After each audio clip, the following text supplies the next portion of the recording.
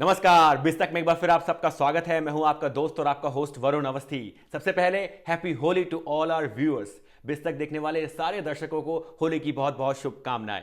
आज हम होली के बारे में ही आपको एक रिपोर्ट देने वाले हैं। हमने ऐसे 5 देश चुने हैं जहां अलग अलग तरीके से होली मनाई जाती है और साथ ही हम यह भी बताएंगे कि उनके होली मनाने से उस देश को कितना फायदा होता है। बाहर से लोग जाते हैं उस देश में होली मनाने के लिए, अलग तरीके की होली। तो बने रहिए बिस्तक के साथ। तो सबसे पहले बात करते हैं बोयोंग मड फेस्टिवल की। जी हां, मिट्टी से होली। हालांकि ये मिट्टी थोड़ी अलग तरीके की होती है। ये आम मिट्टी की तरह नहीं होती, थोड़ी चिकनी मिट्टी होती है, तो सेहत के लिए भी फायदेमंद होती है। ये मिट्टी एक्सपोर्ट भी होती है दूसरे देशों में। ये फेस्टिवल मनता है साउथ कोरिया में। साउथ कोरिया में सियोल से 200 किलोमीटर आगे एक शहर है बोयोंग, जहां गर्मियों में ये फेस्टिवल मनाया जाता है। ये सालाना उत्सव होता है साउथ कोरिया का। साउथ कोरिया इस उत्सव से पैसे भी अच्छे खासे बना लेता है। साउथ कोरिया में ये होली खेलने के लिए अलग अलग देशों से लोग आते हैं। जैसे साउथ कोरिया को सालाना 65 मिलियन यूएस डॉलर की आमदनी होती है।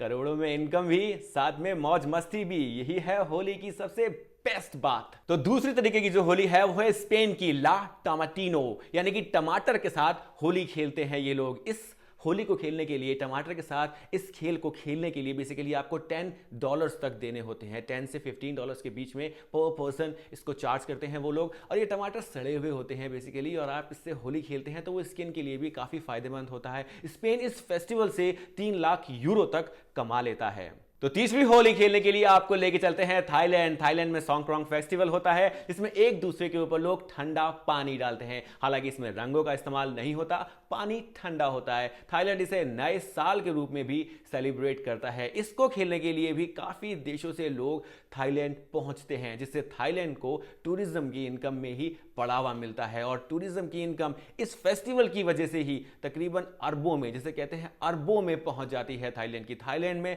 बेसिकली टूरिज्म का ही मैक्सिमम कारोबार है। इस फेस्टिवल से उस टूरिज्म को और भी बढ़ावा मिलता है। तो अब आपको लेके चलते हैं इटली। ला टोमेटिनो की तरह ही इटली में भी संतरों की लड़ाई का एक फेस्टिवल होता है, जिसमें लोग एक दूसरे के ऊपर संतरे फेंकते हैं।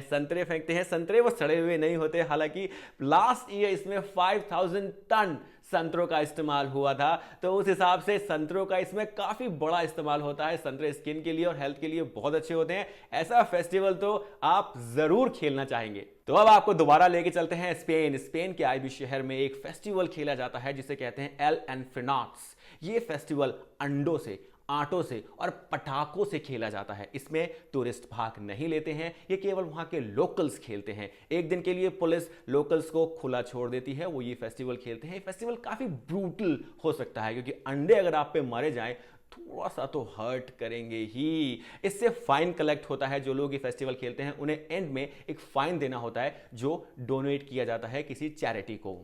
तो अब हम आ गए हैं सबसे मजेदार होली फेस्टिवल पे, यानी कि स्पेन के हारो वाइन फेस्टिवल पे। इसमें वाइन से, यानी कि शराब से एक दूसरे को नहलाते हैं और शराब से ही होली खेलते हैं। काफी मजेदार होता है ये। इसके लिए लोग वेट करते हैं साल साल भर और 300 किलोमीटर ड्राइव करके स्पेन जाते हैं ताकि वो इस फेस्टिवल में भाग ले सकें। आपको कौन सा फेस्टिवल पसंद आया हमें कॉमेंट्स बॉक्स में जरूर बताएं। मैं हूं वरुण अवस्थी, धन्यवाद।